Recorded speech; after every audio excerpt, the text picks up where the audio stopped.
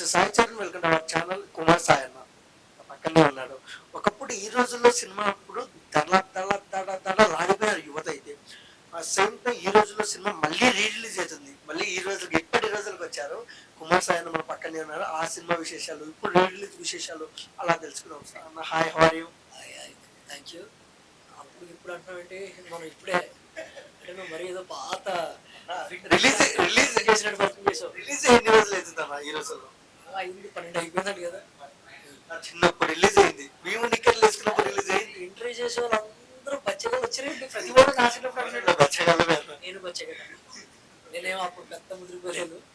Yeah, very good, happy. ఇప్పుడు voice ఇప్పటి voice మీ బాడీలో తేడా ఉంది కానీ మీ వాయిస్ లో తేడా లేదు. ఏంటి, ఎందుకు ఇలా అయ్యారు? కొంచెం సన్నపడ్డారు. అవునా? ఇది నేను ఒక సినిమా చేద్దామని ట్రాన్స్ఫర్మేషన్ కోసం అది ప్రాసెస్లో ఉంది. ఆ ట్రాన్స్ఫర్మేషన్ వస్తుంది. ఫస్ట్ ఆఫ్ ఆల్ మన ఈ రోజుల్లో సినిమా ఒక ట్రెండ్ సెటర్ మూవీ. యువత మొత్తం ఊగిపోయింది. అప్పుడు ఫస్ట్ ఆఫ్ ఆల్ ఏంటంటే ఇప్పుడు మళ్ళీ రిలీజ్ అంటున్నారు. చాలా సినిమాలు రిలీజ్ అవుతున్నాయి. బట్ రీ రిలీజ్ మీద మీ ఒపీనియన్ ఏంటి?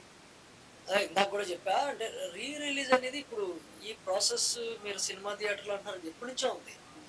ఒకప్పుడు చిన్నప్పుడు మీరు తెలుసో లేదో, ఏదైనా వినాయక చవితి కానీ లేకపోతే ఏదైనా దసరా కానీ జరిగితే సినిమాల్ని తీసుకొచ్చేసేవారు. That's also re release. Re release అనేది ఒక ఈవెంట్ అంతే. అంటే మన పాత సినిమాలు చూడాలని అనుకుంటాం కదా, టీవీలో కూడా ఒక చూడు మంచి సినిమా వచ్చిందంటే ఆ రోజు చూడాలనుకుంటాం. మంచిది ఇట్స్ ఫార్మాట్. ఇది కొత్తగా జరిగింది కాదు, ఎప్పుడు జరుగుతుంది, ఇప్పుడు జరిగింది. కొంచెం 4K క్వాలిటీ చేసి ఇస్తున్నారు అంటే సినిమా థియేటర్ ఎక్స్పీరియన్స్ ఉంటుంది కదా ఆ రోజు. ఇప్పుడు నువ్వు ఉన్నావు, అప్పుడు ఏంటి నాకు తెలిసి 7th class 10th class 6th class అనుకుంటా. అప్పుడు నీకు అర్థమై ఉండదు. ఇప్పుడు చూడు బాగుంటుంది. మా వయసు అప్పుడు అంటే మా వయసు అంటే అప్పుడు అప్పుడు యూత్ ఆడియన్స్ గా, బాగా టీన్ ఆడియన్స్ గా ఉన్న వాళ్ళకి అదొక మళ్ళీ రిఫ్రెష్ గా ఉంటుంది. అరే ఒక నాస్ట్రాలజీ లాంటి. అండ్ ఇంకొక విషయానికి అంటే ఎలా అప్పుడు షూటింగ్ జరిగేటప్పుడు ఎలా అనిపించింది ఈ రోజుల్లో మీకు? అది చాలా డిఫరెంట్ ఎక్స్పీరియన్స్ అండి. ఎందుకంటే అది ఫిలిం మేకింగ్ ఫండమెంటల్ ప్రాసెస్ ఉంటుంది కదా, అట్లా లేకుండా దానికి వ్యతిరేకంగా తీసిన ప్రాసెస్. సో ఫ్రెండ్షిప్గా తీసుకున్నది నాకు ఇంకా ఎక్కువ ఉంటాయి. ఎందుకంటే నేను అందులో టెక్నీషియన్ కూడా నేనే, అసోసియేట్గా పనిచేశాను, యాక్టర్గా చేశాను.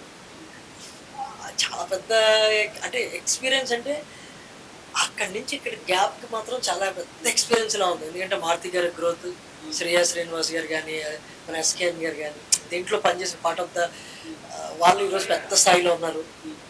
అన్నీ మారిపోయాయి. ఫస్ట్ ఆఫ్ ఆల్ మారుతి గారిని మనం చూస్తున్నామన్నా, చాలా సినిమా హర్రర్ మూవీ తీశారు, లవ్ స్టోరీస్ తీశారు. బట్ ఈసారి ప్రభాస్ గారితో ఒక డైనోసార్తో వస్తున్నారు. ఏంటన్నా, మీరు ఏమన్నా ఉన్నారా? నేను అందులో టెక్నీషియన్గా పనిచేస్తున్నాను. టెక్నీషియన్ కూడా చేస్తున్నారు మీరు? ఈ రోజుల్లో కూడా నేను టెక్నీషియన్ కదా. ఈ రోజుల్లో బస్ డైరెక్టర్. అలా ఎలా ఉండబోతుంది అన్న ప్రభాస్తో? మన కూల్ ఉంటుందండి. అంటే ఎట్లా ఉంటుందంటే మారుతి గారి గురించి తెలుసు కదా, పంచకట్టు మాస్, ఆయన కూల్, ఈయన కూల్నెస్ బాగుంటుంది. అంటే మారుతి గారు చాలా మనకు ఆయన ప్రూవ్ చేసుకుంటూనే వచ్చారు కదా. ఒక కామెడీని కొంచెం ఎస్టాబ్లిష్ చేస్తారు. కామెడీ ఎంటర్టైన్డ్ ఫార్మేట్లో ఉంటుంది. సో దీంతో ప్రభాస్ గారు లాంటి పెద్ద యాక్టర్ ఉన్నారు కాబట్టి ఆ కామెడీ వీటన్నిటితో పాటు ఆ గ్రాండ్నెస్ కూడా ఉంటుంది. ఆ రెండు మిక్సప్ అయి వస్తాయి. అంటే జల్రాజ్ గారు ఒక ప్రెస్ మీట్ లో అన్నారు, ప్రభాస్ గారి సినిమాలలో ఒకప్పుడు రెబల్, మిస్టర్ పర్ఫెక్ట్, డార్లింగ్ అలాంటి వైబ్ ఉన్న సినిమా మంచి కమర్షియల్ మూవీ అన్నారు. మీరు ఆ సెట్ లోనే ఉన్నారు కదా, మీకు ఎలా అనిపిస్తుంది? నేను అదే నా అభిప్రాయం చెప్పాలి అని అంటే, అయిపోయింది వదిలేండి, కొత్తగా ఉంటుంది అంతే. అలా ఉంది అనడానికి ఉండదు. నాకు తెలిసి ఇది ఒక డిఫరెంట్ ఫార్మేట్ అంతే. అండ్ ఇంకొక విషయానికి వస్తే, మీరు అసిస్టెంట్ డైరెక్టర్ చేశారంటున్నారు. ఎందుకంటే ఒక మంచి యాక్టర్ మీరు, ఎందుకు డైరెక్షన్ వైపు చూపించడం? ఎంత యాక్టర్ అయినా అంటే నేను బేసికల్గా ఈ రోజుల్లో టైంకి నేను యాక్టర్ అవ్వాలని రాలేదు కదా. I'm as a part of the associate అనమాట. మారుతి గారికి అంటే టీంలో ఉన్నాను. సో యాక్టర్ సడన్గా అయిపోయాను. బట్ యాక్టర్ అని మీరు నన్ను అనుకుంటున్నారా? మంచి యాక్టర్ అంటున్నారు కాబట్టి చేశాను కొన్ని సంవత్సరాలు. I'm so happy. ఇప్పుడు ఏంటంటే ప్రభాస్ గారు లాంటి సినిమాకి వాటికి మారుతి గారి దాంట్లో చేయడం నాకు కొంచెం హ్యాపీ. సినిమా ఛాన్స్ వస్తే చేస్తాను, అది వేరే విషయం. రాకపోయినా నాకు టెక్నీషియన్గా ఈ సినిమా చేయాలని నేనే అడిగి అదొక ఇంట్రెస్ట్, ఎందుకంటే నెక్స్ట్ నేను మూవీ మేకింగ్లో ఉన్నాను కాబట్టి నాకు హెల్ప్ఫుల్గా ఉంటుంది. డైరెక్షన్ చేస్తాను నెక్స్ట్. డైరెక్షన్ చేస్తాను నెక్స్ట్. ఎవరు హీరో ఎవరు చెప్పగలరేమో. అవన్నీ అమ్మా అవి ఉంటుంది చెప్తా. ఒకటి ఓన్గా మొన్న ఏం చేసుకుంటున్నాను, ఒకటి ఉంది చిన్న బ్యానరా పెద్ద బ్యానర్ ఉంది, అది కూడా చెప్తాను. మాకేమన్నా అవకాశం ఏదో చిన్న క్యారెక్టర్ అట్లా.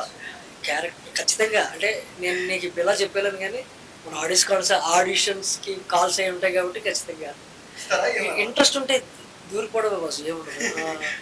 అడిగాను. రోజుల్లో చూడండి ఎంతమంది కొత్త వాళ్ళకి ఇచ్చాడు ఆయన, వాళ్ళు ఇల్లు అడిగిన వాళ్ళు. కాకపోతే ఏంటంటే నేనేం అడగకుండా వచ్చింది, నాకు అది ఎందుకు వచ్చిందో నాకు తెలియదు.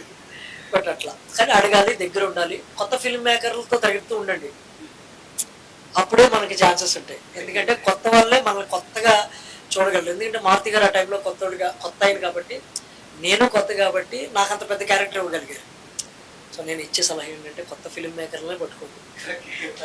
అలా ఇంకొక విషయానికి వస్తే మారుతి గారు అసిస్టెంట్ డైరెక్టర్లకి ఛాన్స్ ఇచ్చి ఆయన్ని సినిమాలో పెట్టుకుంటారు అంటాగా. చాలా మంది హెల్ప్ చేస్తారు. అయ్యో చాలా మారుతి గారు వాళ్ళ టీం నుంచి వచ్చిన వాళ్ళే కదా చాలా మంది. అంటే ఆయన ఎదుగుతూ ఆయనతో పాటు ఆ ప్లాట్ఫామ్స్ క్రియేట్ చేశాడు. ఆయన ఓన్లీ డైరెక్టర్ కాదు, ఈ టర్న్ టు ప్రొడక్షన్ బ్యానర్ అలా వచ్చాడు కాబట్టి ఆయన టాలెంట్ ఎక్కడున్నా గ్రాప్ చేస్తారు. అండ్ లాస్ట్ క్వశ్చన్ అన్న, మన ఏం చెప్తారు తెలుగు ఆడియన్స్కి ఈ రోజుల్లో మళ్ళీ వస్తుంది కదా? యా, ఆడియన్స్కి ఏం చెప్తానంటే అప్పుడు చూసిన వాళ్ళు ఇప్పుడు చూస్తే నాస్టాల్జియా ఫీల్ అవుతారు, చాలా బాగుంటుంది. అప్పుడు చూడలేని పిల్లలు ఎవరైనా ఉంటే, ఇప్పుడు పెద్దవాళ్ళు అయి ఉంటే, ఇప్పుడు మీ సినిమా మీరు చూసుకున్నట్టు ఉంటుంది. It's reflecting as now. ఇప్పుడు ఎట్లా ఉందో ఎట్లా కాంటెంపరీగా ఉంటుందో అట్లా ఉంటుంది. ఈ రోజుల్లో ఉన్న మజా అదే. అప్పటికి వేస్తే అప్పుడు నచ్చుతుంది, ఇప్పుడు వేస్తే ఇప్పుడు కాలానికి దగ్గర. ఆల్ ద బెస్ట్ అన్న. మీ సినిమా కూడా హిట్ కావాలి, తొందరగా తీయాలి. Thank you.